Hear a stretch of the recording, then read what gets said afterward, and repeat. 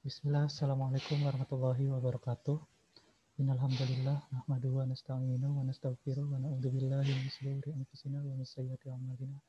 May yahdihillahu fala mudhillalah wa may yudlil fala hadiyalah. Asyhadu an la ilaha illallah wa asyhadu anna Muhammadan abduhu wa rasuluh. All students, we are back in biology learning and welcome to the event semester or second semester.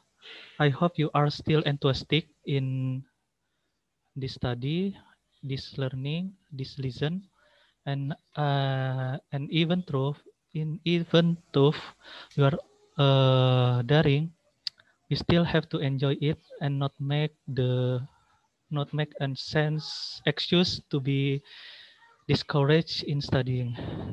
And now I want to teach about classification of kingdom Monera atau yang biasa disebut dengan klasifikasi bakteri. Nah, secara umum klasifikasi bakteri itu dibedakan menjadi 5. Yang pertama kita akan bahas yakni proteobakteria, di mana proteobakteria ini dibagi lagi menjadi 3. Ada yang dinamakan bakteri ungu, kemoautotrof, dan kemoheterotrof. Nah, untuk bakteri ungu sendiri itu bersifat fotoautotrof. Fotoautotrof ini artinya apa? Bakteri ini dapat memproduksi makanannya sendiri dengan bantuan cahaya matahari. Nah, bakteri ungu ini dapat memproduksi makanan sendiri, pastinya mendapat sumber energi. Nah, sumber energi ini berasal dari mana? Sumber energi yang didapatkan oleh bakteri ungu adalah berasal dari H2S atau hidrogen sulfida. Nah, selanjutnya bakteri ungu ini bersifat anaerob obligat, di mana hidupnya itu tidak tergantung pada asupan oksigen.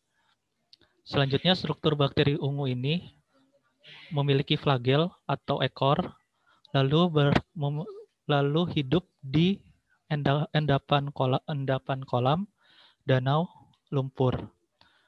Atau bisa dikatakan habitat bakteri ungu ini berada di endapan air, kolam, danau, maupun lumpur. Contoh dari bakteri ungu itu sendiri yakni Chromatium sp. Nah, selanjutnya pada proteobakteria ini, yang kedua ada kemoautotrof. Bedanya apa dengan bakteri ungu? Kalau bakteri ungu ini dapat memproduksi makanannya sendiri dengan bantuan cahaya, kalau kemoautotrof ini dapat memproduksi makanannya sendiri dibantu oleh zat kimiawi lainnya. Kimia. Nah, selanjutnya kemoautotrof ini hidup bebas dan dapat bersimbiosis dengan makhluk hidup lainnya. Selanjutnya kemoautotrof juga dapat berperan dalam proses siklus nitrogen dan dapat memproduksi nitrogen. Nah, contohnya apa? Yakni pada Rhizobium leguminosarum yang berdapat bersimbiosis atau berpasangan dengan kacang-kacangan, dan Rhizobium leguminosarum tadi dapat melakukan fiksasi nitrogen. Nah, selanjutnya yang terakhir pada proteobakteria itu sendiri ada yang namanya kemoheterotrof. Nah, kalau yang ini kemoheterotrof ini bakteri tidak dapat memproduksi makanannya sendiri, alias bahan makanannya didapatkan dari inang lainnya atau makhluk hidup lainnya. Contohnya usus hewan dan manusia. Nah, kemoheterotrof ini juga nama lainnya adalah bakteri enterik. Nah, selanjutnya kemoheterotrof ini memiliki bentuk batang dan bersifat anaerob fakultatif. Nah, contoh dari kemoheterotrof itu sendiri yakni Escherichia coli atau E. coli dan Salmonella typhi. Masih ingat Salmonella typhi itu dapat menyebabkan penyakit apa? Nah, Salmonella typhi itu dapat menyebabkan penyakit tipes. Nah, ini adalah ketiga subklasifikasi dari proteobakteria. Nah, di sini kan tadi sudah dibahas bahwa sifat dari kemoheterotrof itu sendiri adalah anaerob fakultatif. Apa sih bedanya antara anaerob obligat dengan anaerob fakultatif? Nah, anaerob fakultatif ini dapat hidup eh, hidup dapat hidup dengan menggunakan oksigen atau tidak menggunakan oksigen.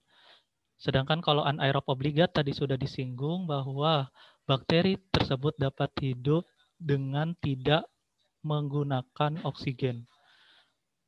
Seperti itu. Nah, ini adalah proteobakteria. Nah, selanjutnya, klasifikasi selanjutnya yang kedua ada yang namanya bakteri gram positif. Masih ingat dengan bagaimana cara menentukan bakteri gram positif dan gram negatif itu berdasarkan pewarnaan. Nah, bisa antum semuanya flashback kembali di semester pertama. Nah, di sini klasifikasi bakteri yang kedua itu adalah bakteri gram positif, di mana sebagian besar itu bersifat kemoheterotrof. Lalu contohnya itu ada Mycoplasma pneumoniae. Itu menyebabkan penyakit pneumonia pada paru-paru. Dan contoh lainnya adalah Streptomyces sp yang dapat adanya antibiotik. Itu adalah contoh dari bakteri gram positif. Selanjutnya ada yang dinamakan Spiroseta. Spiroseta ini bentuknya berbentuk seperti filamen helix, filamen yang tipis seperti benang, dan berbentuk helix, wrinkle gitu istilahnya. Lalu bersifat kemoheterotrof yang bebas dan bersifat patogen dan dapat menyebabkan penyakit. Nah, contohnya apa? Contohnya adalah Treponema pallidum yang menyebabkan penyakit sifilis dan Borrelia burgdorferi yang menyebabkan penyakit Lyme, Nah, selanjutnya ada yang disebut dengan Chlamydia. Chlamydia ini bersifat parasit obligat. Jadi benar-benar hidupnya dengan makhluk hidup lainnya. Dan di sini diperjelas bahwa Chlamydia ini mendapatkan energi atau ATP yang kepanjangannya adalah adenosin trifosfat itu berasal dari semua sel inang. Nah, terus habis itu Chlamydia ini juga termasuk dalam bakteri gram negatif. Yang contohnya adalah Chlamydia trachomatis yang menyebabkan penyakit buta mata. Ini adalah klasifikasi yang keempat, Chlamydia. Dan yang terakhir ada Cyanobacteria. Klasifikasi Cyanobacteria ini yang dahulunya itu disebut dengan ganggang hijau biru atau Cyanophyta, ini bersifat autotrof, dapat memproduksi makanannya sendiri. Lalu memiliki klorofil atau zat hijau daun, dan juga memiliki zat warna lainnya, yakni vicocyanin warna biru dan vicoerythrin warna merah. Cyanobacteria ini juga hidup di air tawar ataupun bisa di darat. Kalau di darat, Cyanobacteria ini berkumpul atau bersimbiosis dengan lumut yang disebut dengan lumut krak. Selanjutnya, ciri-ciri dari Cyanobacteria itu sendiri yakni uniseluler, selnya memiliki satu sel, ada juga yang berkoloni, mengumpul, ada juga yang multiseluler. Dan juga dinding selnya si Cyanobacteria ini bersifat atau memiliki gelatin. Lalu tidak berflagela dan bergerak meluncur. Bergelatin atau bergerak ini licin. Nah, selanjutnya perkembangbiakan dari Cyanobacteria itu sendiri ada beberapa macam, yakni pembelahan biner, pembelahan jadi dari 1 menjadi 2, dari 2 menjadi 4, dan seterusnya. Lalu fragmentasi, pertunasan, dan spora. Nah, contohnya apa dari Cyanobacteria itu sendiri, yakni Nostoc, Spirulina, dan Gloeocapsa. Nah, ini adalah klasifikasi bakteri dari Proteobacteria, bakteri gram positif, Spiroseta, Chlamydia, dan Cyanobacteria. Nah, selanjutnya yang akan kita bahas pada Kingdom Monera itu sendiri adalah bagaimana cara melakukan kultur bakteri. Nah, sebelum masuk ke pembahasan bagaimana caranya, kita harus tahu terlebih dahulu apa yang disebut dengan kultur bakteri. Kultur bakteri itu sendiri adalah sebuah metode untuk membiarkan bakteri pada suatu tempat atau medium kultur dengan pembiakan yang terkendali. Jadi, metode pembiakan bakteri itu disebut dengan kultur bakteri. Nah, ternyata, tahukah kamu bahwa untuk melakukan identifikasi suatu bakteri, penyebab penyakit dilakukan proses kultur bakteri. Contohnya misalkan kita